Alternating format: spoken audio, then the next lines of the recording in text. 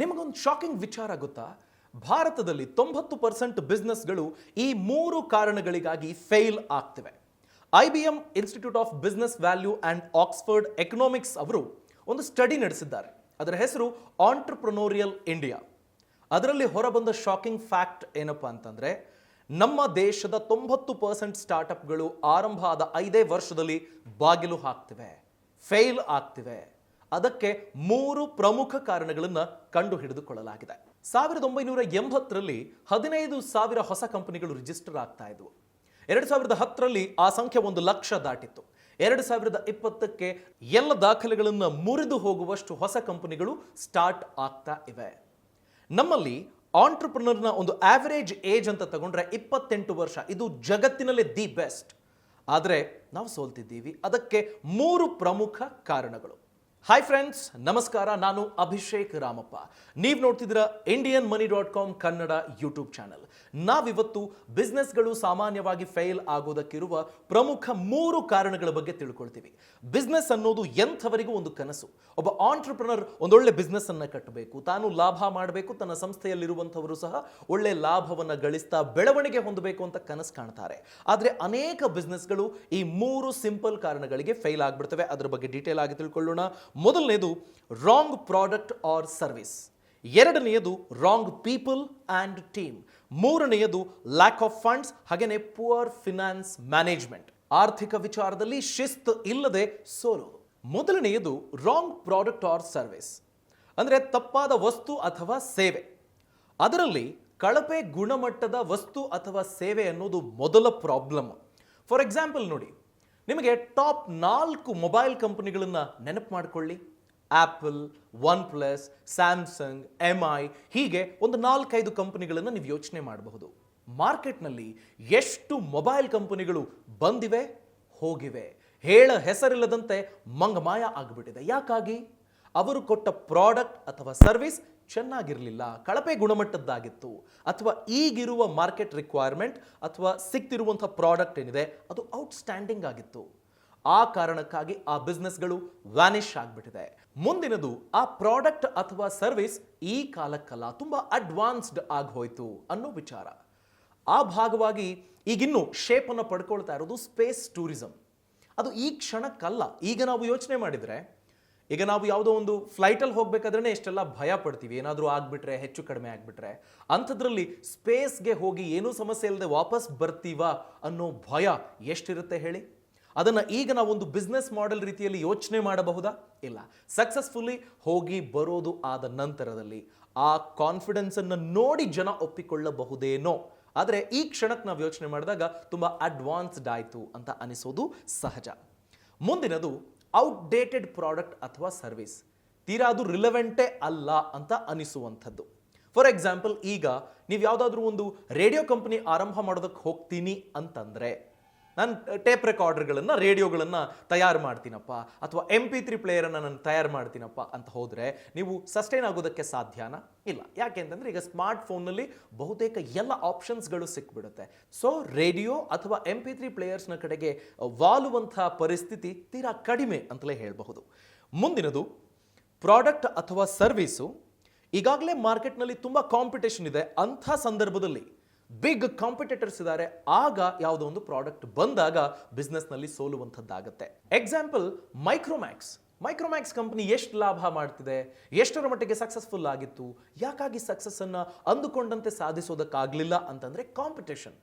ಅವರು ಮಾರ್ಕೆಟ್ಗೆ ಬರೋ ಹೊತ್ತಿಗೆ ಆಗಾಗಲೇ ದೊಡ್ಡ ದೊಡ್ಡ ಮೊಬೈಲ್ ಕಂಪನಿಗಳು ಎಸ್ಟಾಬ್ಲಿಷ್ ಆಗಿ ಹೋಗಿದ್ವು.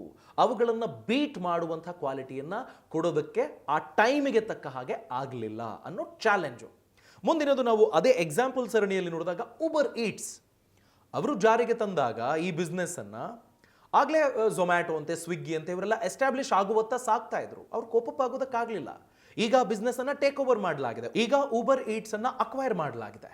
ಉಬರ್ ಈಟ್ಸ್ ಅನ್ನೋದು ನಿರೀಕ್ಷಿತ ಯಶಸ್ಸನ್ನ ಕಾಣೋದಕ್ಕೆ ಸಾಧ್ಯ ಆಗಲಿಲ್ಲ. ಈಗ ಅಮೆಜಾನ್ ಸಹ ಅಮೆಜಾನ್ ಫುಡ್ ಅನ್ನ ಜಾರಿಗೆ ತರ್ತಾ ಇದೆ. ಸೊ ಅವರಿಗೆ ಅಷ್ಟು ಸುಲಭದ ಹಾದಿ ಅಲ್ಲ. ತುಂಬ ದೊಡ್ಡ ಕಂಪನಿ, ನೋ ಡೌಟ್.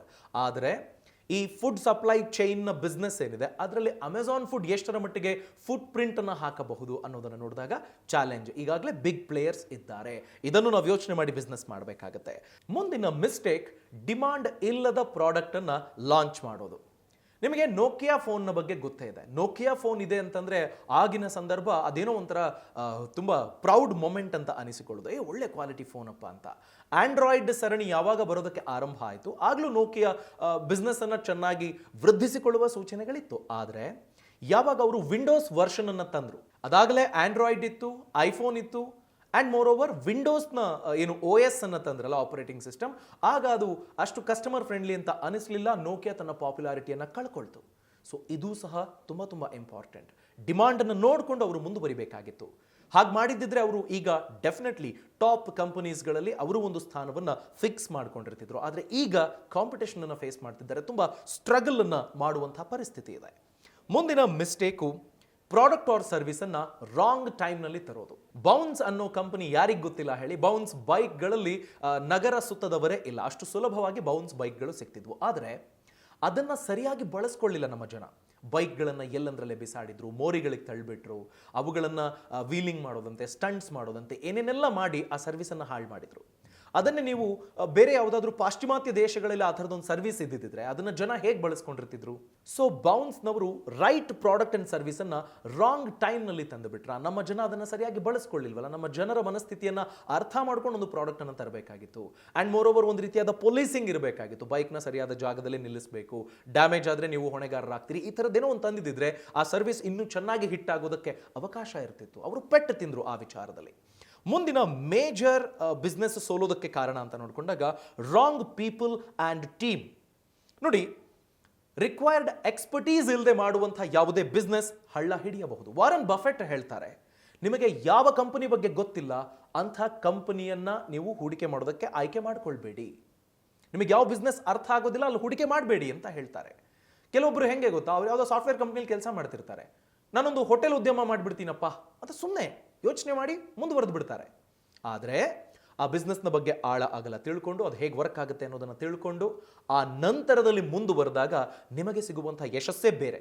ಹೋಟೆಲ್ ಮಾಡೋದಕ್ಕೆ 5 ಲಕ್ಷ ಸಾಕು, 5 ಲಕ್ಷ ಸಾಕು, fine, you can start a hotel. ಆದರೆ ಬಿಸ್ನೆಸ್ ಮಾಡೋದಕ್ಕೆ ಟ್ಯಾಕ್ಟಿಕ್ಸ್ ಬೇಕಾಗುತ್ತೆ.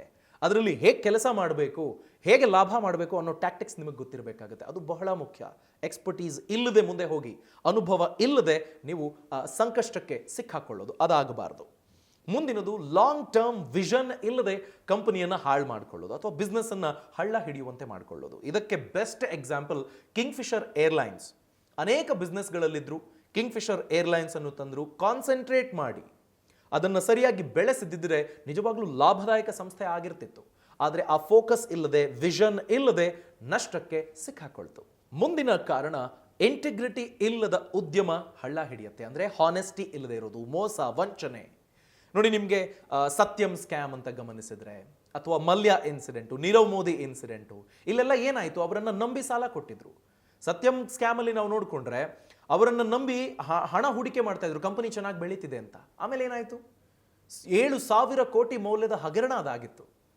ಅವರು ತಪ್ಪು ದಾಖಲೆಗಳನ್ನು ತೋರಿಸಿ ಆ ಕಂಪನಿಯ ಆಡಿಟಿಂಗ್ ಮಾಡೋರು ಸಹ ಅದನ್ನು ಸರಿಯಾಗಿ ಗಮನಿಸದೆ ಹೂಡಿಕೆದಾರರ ಹಣ ಏನಾಯಿತು, ಎಷ್ಟೆಲ್ಲ ಲಾಸ್ ಆಯಿತು. ಇಂಟಿಗ್ರಿಟಿ ಇಲ್ಲದೆ ಇರೋದು ಪರ್ಮನೆಂಟ್ ಡ್ರಾಬ್ಯಾಕ್ ಆಗಿಬಿಡುತ್ತೆ. ನೀವು ಯಾವುದೇ ಬಿಸ್ನೆಸ್ ಕಟ್ಟೋದಕ್ಕೆ ಮುಂದುವರೆದ್ರೂ ಸಾಧ್ಯ ಆಗೋದಿಲ್ಲ.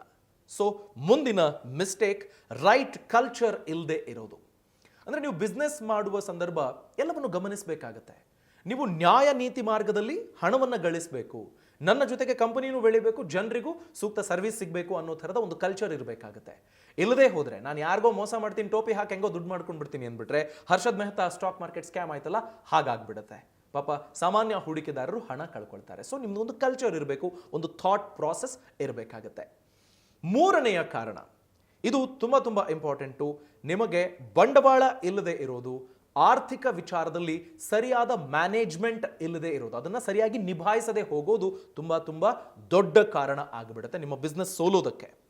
ಮೊದಲನೆಯದಾಗಿ ನಾವು ಅದರಲ್ಲಿ ಗಮನಿಸಬೇಕಾಗಿರೋದು, ಫಂಡ್ಸ್ ರೇಸ್ ಮಾಡೋಕ್ಕಾಗದೆ, ಬಂಡವಾಳ ಸಿಗದೆ ಕುಸಿದಂತಹ ಉದ್ಯಮ. ಎಕ್ಸಾಂಪಲ್ BSNL ಸರ್ಕಾರಿ ಸ್ವಾಮ್ಯದ ಸಂಸ್ಥೆ. ನಮಗೆ ಸರ್ಕಾರಿ ಸ್ವಾಮ್ಯದ ಸಂಸ್ಥೆ ಮೇಲೆ ನಂಬಿಕೆ ಇದೆ ಅನ್ನೋ ರೀತಿಯಲ್ಲಿ ಗ್ರಾಹಕರಿದ್ರು, ಆದರೆ ಸರ್ವಿಸ್ ಅನ್ನು ಕೊಡೋದಕ್ಕಾಗಲಿಲ್ಲ, ಯಾಕೆಂದ್ರೆ ಹೂಡಿಕೆ ಇರಲಿಲ್ಲ. ಹೀಗಾಗಿ ಸಂಸ್ಥೆ ಹಳ್ಳ ಹಿಡಿಬೇಕಾಯಿತು. ದೊಡ್ಡ ಮೊತ್ತದ ಆರ್ಥಿಕ ಹೊರೆ ಆಗೋಯ್ತು. ಈಗ ವೊಡಾಫೋನ್ ಐಡಿಯಾ ತುಂಬ ದೊಡ್ಡ ದೊಡ್ಡ ಕಂಪನಿಗಳು, ಆದರೆ ಎಷ್ಟು ನಲುಗ್ತಾ ಇವೆ? ಯಾಕಾಗಿ ನಲುಗ್ತಾ ಇವೆ?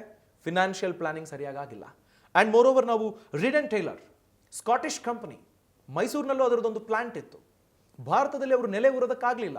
ಆರ್ಥಿಕ ಮುಗ್ಗಟ್ಟನ್ನು ಎದುರಿಸಿ ಬಾಗಿಲನ್ನು ಎಳೆಯಲಾಯಿತು. ಭಾರತದ ಮಟ್ಟಿಗೆ ನಾವು ಯೋಚನೆ ಮಾಡಿದಾಗ ಯಾಕೆ ಹಾಗಾಯಿತು? ಹಣಕಾಸಿನ ನಿರ್ವಹಣೆ ಸರಿಯಾಗಿ ಆಗಲಿಲ್ಲ, ಲಾಭ ಸರಿಯಾಗಿ ಮಾಡೋದಕ್ಕಾಗಲಿಲ್ಲ. ಮುಂದಿನದು ಅನ್ವಾಂಟೆಡ್ ಥಿಂಗ್ಸ್ನ ಮೇಲೆ ಸ್ಪೆಂಡ್ ಮಾಡೋದು, ಅನವಶ್ಯಕ ಖರ್ಚುಗಳನ್ನು ಮಾಡಿಕೊಳ್ಳೋದು. ಇದರಲ್ಲಿ ಅಗೇನ್ ಕಿಂಗ್ಫಿಶರ್ ಏರ್ಲೈನ್ಸ್ ಅನ್ನು ನಾವು ಎಕ್ಸಾಂಪಲ್ ಆಗಿ ಪಡೆದುಕೊಳ್ಳಬಹುದು. 10 ಬಿಸ್ನೆಸ್ಗಳು ಹಣ ಪೋಲ್ ಮಾಡೋದು, ಸರಿಯಾಗಿ ಪ್ಲಾನ್ ಇಲ್ಲದೆ ಇರೋದು, ಈ ಅನ್ಪ್ಲಾನ್ಡ್ ಎಕ್ಸ್ಪೆಂಡಿಚರ್ನಿಂದಾನು ಆರ್ಥಿಕ ಹೊರೆಯನ್ನ ಎದುರಿಸಬೇಕಾಯಿತು. ಓವರಾಲ್ ಆ ಗ್ರೂಪ್ ಆಫ್ ಕಂಪನೀಸ್ ಅಂತ ನಾವು ಯೋಚನೆ ಮಾಡುವಾಗ ಸರಿಯಾಗಿ ಕಾನ್ಸಂಟ್ರೇಟ್ ಮಾಡಿ ಇದಕ್ಕೆ ಫಿನಾನ್ಸಿಂಗ್ ಸರಿಯಾಗಿ ಮಾಡಿಕೊಂಡು ಸರಿಯಾದ ಒಂದು ಹಾದಿಯಲ್ಲಿ ವಿಷನ್ ಇಂದ ಮುಂದೆ ಹೋಗಿದ್ದಿದ್ರೆ ಡೆಫಿನೆಟ್ಲಿ ಲಾಭ ಆಗಿರ್ತಿತ್ತು. ಯಾಕಾಗಲಿಲ್ಲ?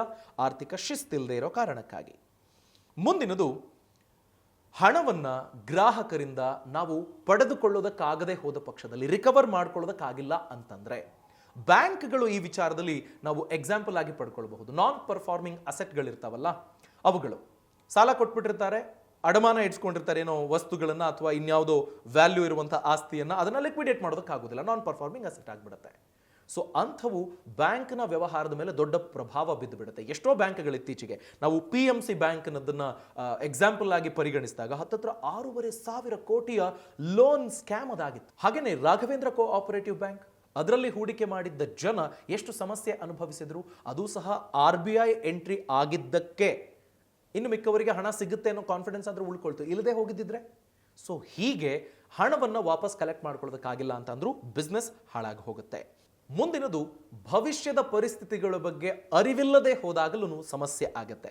ಫಾರ್ ಎಕ್ಸಾಂಪಲ್ ಔಟ್ಡೋರ್ ಅಡ್ವರ್ಟೈಸ್ಮೆಂಟ್ ಏಜೆನ್ಸಿಗಳು. ಈಗ ಬೆಂಗಳೂರಿನಲ್ಲಿ ಬೇರೆ ಬೇರೆ ಕಡೆಗಳಲ್ಲಿ ಬೇರೆ ಬೇರೆ ಥರದ ನಿಯಮಗಳಿರ್ತವೆ. ಬೆಂಗಳೂರಿನಲ್ಲಿ ನಾನೊಂದು ಔಟ್ಡೋರ್ ಅಡ್ವರ್ಟೈಸ್ಮೆಂಟ್ ಏಜೆನ್ಸಿ ಮಾಡ್ತೀನಿ ಅಂತ ಸಿಕ್ಕಾಪಟ್ಟೆ ಹಣವನ್ನು ಹೂಡಿಕೆ ಮಾಡಿದವರು ಈಗೇನು ಮಾಡ್ತಿದ್ದಾರೆ? ಈಗ ಅಡ್ವರ್ಟೈಸ್ಮೆಂಟ್ ಹಾಕೋದಕ್ಕೆ, ಹೋರ್ಡಿಂಗ್ ಹಾಕೋದಕ್ಕೆ ಅವಕಾಶನೇ ಇಲ್ಲ. ಸೊ ಅವರ ಹೂಡಿಕೆ ಏನಾಯಿತು? ಸೊ ಹೀಗೆ ಮುಂದೇನಾಗುತ್ತಪ್ಪ ಅನ್ನೋದರ ಬಗ್ಗೆ ಗೊತ್ತಿಲ್ಲದೆ ನಾವು ಹೂಡಿಕೆ ಮಾಡೋದಕ್ಕೋ ಅಥವಾ ಇನ್ನೇನೋ ಮಾಡೋದಕ್ಕೆ ಹೋಗಿ ಸಿಕ್ಕಾಕೊಂಡು ಬಿಟ್ರೆ ಆ ಒಂದು ಫ್ಯಾಕ್ಟರ್ ನಮ್ಮ ಬಿಸ್ನೆಸ್ನ USP ಅಂತ ಏನು ಅಂದ್ಕೊಂಡಿರ್ತೀವಿ ಅದಕ್ಕೆ ಪೆಟ್ಟು ಬಿತ್ತ ಕಂಪ್ಲೀಟ್ಲಿ ಸ್ಟಾಲ್ ಆಗಿಬಿಡುತ್ತೆ. ಹಾಗಾಗಬಾರ್ದು. ಬಿಸ್ನೆಸ್ ಅನ್ನು ಪ್ಲಾನ್ ಮಾಡ್ಕೊಳ್ಬೇಕಾದ್ರೆ ಇದನ್ನು ಗಮನಿಸಬೇಕಾಗುತ್ತೆ, ಫ್ಯೂಚರ್ ಏನಾಗಬಹುದು ಅನ್ನೋದನ್ನ. ಮುಂದಿನದು ಕಳಪೆ ಬಜೆಟ್ ಹಾಗೂ ಹಣಕಾಸಿನ ವ್ಯವಸ್ಥೆ. ನಿಮಗೆ ಆಸ್ತಿ ಇರುತ್ತೆ, ಅದನ್ನು ಲಿಕ್ವಿಡೇಟ್ ಮಾಡಿ ಬಿಸ್ನೆಸ್ಗೆ ನಿಮ್ಗೊಂದು ವರ್ಕಿಂಗ್ ಕ್ಯಾಪಿಟಲ್ಗೆ ಹಾಕೋ ಥರ ನೀವು ಪ್ಲಾನ್ ಮಾಡ್ಕೊಂಡಿರ್ಬೇಕು. ಎಷ್ಟೋ ಬಾರಿ ಹಾಗಾಗಿರೋದಿಲ್ಲ. ಈಗ ನಾವು ಕಾಫಿ ಡೇ ಸಿದ್ಧಾರ್ಥ್ ಅವರ ಪ್ರಕರಣದಲ್ಲಿ ಗಮನಿಸಿದಾಗ ಅವರ ಹತ್ರ ಆಸ್ತಿ ಇತ್ತು, ಆದರೆ ಲಿಕ್ವಿಡೇಟ್ ಮಾಡ್ಕೊಳ್ಳೋದಕ್ಕಾಗಲಿಲ್ಲ. ಎಂಥ ಸಂಕಷ್ಟವನ್ನು ಅವರು ಅನುಭವಿಸಿದ್ರು. ಸೊ ಯಾವುದೇ ಬಿಸ್ನೆಸ್ ನಡೆಯಬೇಕಾದಾಗ ಅದಕ್ಕೆ ರಿಕ್ವೈರ್ಡ್ ಬಜೆಟ್, ಆ ಬಜೆಟ್ ದೂರಗಾಮಿ ಆಲೋಚನೆಗಳನ್ನು ಹೊಂದಿರಬೇಕು. ಆ್ಯಂಡ್ ಮೋರ್ ಓವರ್ ಕಷ್ಟ ಅಂತ ಬಂದಾಗ ನಿಮಗೆ ಲಿಕ್ವಿಡೇಟ್ ಮಾಡ್ಕೊಳ್ಳೋದಕ್ಕೆ ಅವಕಾಶ ಇರೋ ಹಾಗೆ ಫಂಡ್ ಫ್ಲೋ ಇರಬೇಕಾಗುತ್ತೆ. ಇಲ್ಲದೆ ಹೋದರೆ ಸಮಸ್ಯೆ ಆಗಿಬಿಡುತ್ತೆ. ಸೊ ಹಾಗಾದರೆ ಈ 3 ಸಮಸ್ಯೆಗಳನ್ನು ಸರಿಪಡಿಸಿಕೊಂಡ್ರೆ ಸಾಕು, 90% ಬಿಸ್ನೆಸ್ಗಳು ಬದುಕುಳಿತವೆ. ಆ ರೀತಿಯಾಗಿ ನೀವು ಒಂದು ಬಿಸ್ನೆಸ್ ಕಟ್ಟಬೇಕು ಅಂತ ಕನಸು ಕಾಣ್ತಿದ್ದೀರಾ? ಈ ಕೂಡಲೇ ಫಿನಾನ್ಷಿಯಲ್ ಫ್ರೀಡಮ್ ಅಪ್ಲಿಕೇಶನ್ ಡೌನ್ಲೋಡ್ ಮಾಡಿಕೊಳ್ಳಿ. 100ಕ್ಕೂ ಅಧಿಕ ಕೋರ್ಸ್ಗಳು ನಿಮಗಾಗಿ ರೆಡಿ ಇವೆ. ನಿಮ್ಮ ಜೀವನದಲ್ಲಿ ನಿಮ್ಮ ಕನಸನ್ನು ತಲುಪೋದಕ್ಕೆ ದಾರಿದೀಪ ಆಗಬಲ್ಲ ಅನೇಕ ಕೋರ್ಸ್ಗಳಿವು. ಬಿಸ್ನೆಸ್ ಕಟ್ಟೋದ್ರಿಂದ ಹಿಡಿದು ನಿಮ್ಮ ಕನಸು ಯಾವುದೇ ಇರಲಿ, ಶ್ರೀಮಂತಿಕೆಯ ಪಯಣವನ್ನು ಆರಂಭ ಮಾಡೋದಕ್ಕೆ ಈ ಅಪ್ಲಿಕೇಶನ್ ನಿಮಗೆ ದಾರಿದೀಪ ಆಗುತ್ತೆ. ಬಿಸ್ನೆಸ್ ಅನ್ನು ಆರಂಭ ಮಾಡೋದು, ಬಿಸ್ನೆಸ್ ಅನ್ನು ಬೆಳೆಸೋದು, ಅದನ್ನು ಕಟ್ಟೋದು, ಹಾಗೆಯೇ ಅದನ್ನು ಇನ್ನೊಂದು ಹಂತಕ್ಕೆ ತೆಗೆದುಕೊಂಡು ಹೋಗಬೇಕು ಅಂತಂದ್ರೆ ಏನು ಮಾಡಬೇಕು ಅನ್ನೋದ್ರ ಬಗ್ಗೆ. ನೀವು ಯಾವುದೇ ಸೆಕ್ಟರ್ ಅಂತ ತೆಗೆದುಕೊಳ್ಳಿ, ಆ ಸೆಕ್ಟರ್ನಲ್ಲಿ ನಂಬರ್ 1 ಯಾರಿದ್ದಾರೆ, ಯಾರು ಸಾಧಕರಿದ್ದಾರೆ ಅಂಥವರಿಂದ ನಿಮಗಾಗಿ ಕಲಿಸೋ ಪ್ರಯತ್ನ ಆಗುತ್ತೆ. ಫಿನಾನ್ಷಿಯಲ್ ಫ್ರೀಡಮ್ ಅಪ್ಲಿಕೇಶನ್ ಅನ್ನು ಈ ಕೂಡಲೇ ಡೌನ್ಲೋಡ್ ಮಾಡಿಕೊಳ್ಳಿ. ಫಿನಾನ್ಷಿಯಲ್ ಫ್ರೀಡಮ್ ಅಪ್ಲಿಕೇಶನ್ ಅಲ್ಲಿ ಅನೇಕ ಕೋರ್ಸ್ಗಳಿದ್ದಾವೆ. ಅದರಲ್ಲಿ ಕೆಲ ಮಾಸ್ಟರ್ ಪೀಸ್ ಅಂತ ಹೇಳೋದಾದ್ರೆ ಬಿಸ್ನೆಸ್ ನ ಕಟ್ಟೋದು ಹೇಗೆ ಅನ್ನೋದ್ರ ಬಗ್ಗೆ CS ಸುಧೀರ್ ಅವರ ಮಾರ್ಗದರ್ಶನದ ಕೋರ್ಸ್ ಇದೆ. ಒಂದು IPO ವರ್ತ್ ಕಂಪನಿ ಕಟ್ಟೋದು ಹೇಗೆ ಅಂತ VRL ಸಮೂಹ ಸಂಸ್ಥೆಗಳ ಚೇರ್ಮನ್ ಡಾಕ್ಟರ್ ವಿಜಯ ಸಂಕೇಶ್ವರ ಅವರು ಮಾರ್ಗದರ್ಶನ ನೀಡಿರುವ ಕೋರ್ಸ್ ಇದೆ. ಒಂದು ಹೆಲ್ತ್ ಕೇರ್ ಬಿಸ್ನೆಸ್ ಅನ್ನ ಸಕ್ಸಸ್ಫುಲ್ ಆಗಿ ಕಟ್ಟೋದು ಹೇಗೆ ಅಂತ ನಾರಾಯಣ ಹೆಲ್ತ್ ಸ್ಥಾಪಕರಾದ ಡಾಕ್ಟರ್ ದೇವಿ ಶೆಟ್ಟಿ ಅವರು ಕಲಿಸಿಕೊಟ್ಟಿರುವ ಕೋರ್ಸ್ ಇದೆ. ಹಾಗೇನೆ ಸಕ್ಸಸ್ಫುಲ್ ರೆಸ್ಟೋರೆಂಟ್ ಬಿಸ್ನೆಸ್ ಕಟ್ಟೋದು ಹೇಗೆ ಅಂತ ಮಯೂರ ಗ್ರೂಪ್ನ ಸಂಸ್ಥಾಪಕರು ಗೋಪಾಡಿ ಶ್ರೀನಿವಾಸ್ ರಾವ್ ಅವರ ಮಾರ್ಗದರ್ಶನದ ಕೋರ್ಸ್ ಇದೆ. ಗ್ರಾಮೀಣ ಮಟ್ಟದಿಂದ ಒಂದು ಸಕ್ಸಸ್ಫುಲ್ ಬಿಸ್ನೆಸ್ ಕಟ್ಟೋದು ಹೇಗೆ ಅನ್ನೋದ್ರ ಬಗ್ಗೆ ಆರ್ಗ್ಯಾನಿಕ್ ಮಂಡ್ಯದ ಮಧು ಚಂದನ್ ಅವರು ಕಲಿಸಿಕೊಟ್ಟಿರುವ ಕೋರ್ಸ್ ಇದೆ. ಹಾಗೇನೆ ನೆಕ್ಟರ್ ಫ್ರೆಶ್ನ ಛಾಯಾ ನಂಜಪ್ಪ ಅವರು ಕಲಿಸಿಕೊಟ್ಟಿರುವ ಕೋರ್ಸ್ ಇದೆ. ಹೀಗೆ ಆಯಾ ಫೀಲ್ಡ್ನಲ್ಲಿ ಸಾಧಕರು ಯಾರಿದ್ದಾರೆ ಅವರು ಕಲಿಸಿಕೊಟ್ಟಿರೋ ಕೋರ್ಸ್ ಇದೆ. ಇದು ಹೇಗೆ ಅಂತಂದ್ರೆ ಬ್ಯಾಟಿಂಗ್ನ ಪಟ್ಟಿನ ಬಗ್ಗೆ ವಿರಾಟ್ ಕೊಹ್ಲಿ ಅವರಿಂದ ಕಲಿತ ಹಾಗೆ ಅಂತಹ ಸಾಧಕರು ನಿಮಗೆ ಕಲಿಸಿಕೊಡ್ತಾರೆ. ಹಾಗಾದ್ರೆ ಇನ್ಯಾಕ್ ತಡ, ಡಿಸ್ಕ್ರಿಪ್ಷನ್ ಅಲ್ಲಿರುವ ಲಿಂಕ್ ಅನ್ನ ಕ್ಲಿಕ್ ಮಾಡಿ ಫಿನಾನ್ಷಿಯಲ್ ಫ್ರೀಡಮ್ ಅಪ್ಲಿಕೇಶನ್ ಈ ಕೂಡಲೇ ಡೌನ್ಲೋಡ್ ಮಾಡ್ಕೊಳ್ಳಿ. ಬಿಸ್ನೆಸ್ ಸೀಕ್ರೆಟ್ಗಳನ್ನು ಕಲಿತು ನೀವು ಸಹ ಶ್ರೀಮಂತರಾಗಿ. ಹಾಗೇನೆ ಲರ್ನ್ LEARN ಅನ್ನೋ ರೆಫರಲ್ ಕೋಡ್ ಅನ್ನು ಬಳಸಿದ್ರೆ 2,000 ರೂಪಾಯಿವರೆಗೆ ಸ್ಕಾಲರ್ಶಿಪ್ ಅನ್ನ ನೀವು ಪಡೆದುಕೊಳ್ಳಬಹುದು.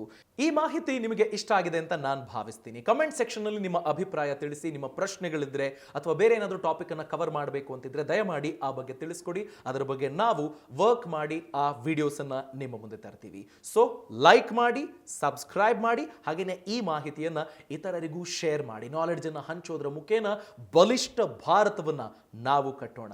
ಹಾಗಾದ್ರೆ ಮುಂದಿನ ವಿಡಿಯೋದಲ್ಲಿ ನಾನು ನಿಮ್ಮನ್ನ ಭೇಟಿ ಆಗ್ತೀನಿ. ಫಿನಾನ್ಷಿಯಲ್ ಫ್ರೀಡಮ್ ಅಪ್ಲಿಕೇಶನ್ ಡೌನ್ಲೋಡ್ ಮಾಡ್ಕೊಳ್ಳಿ.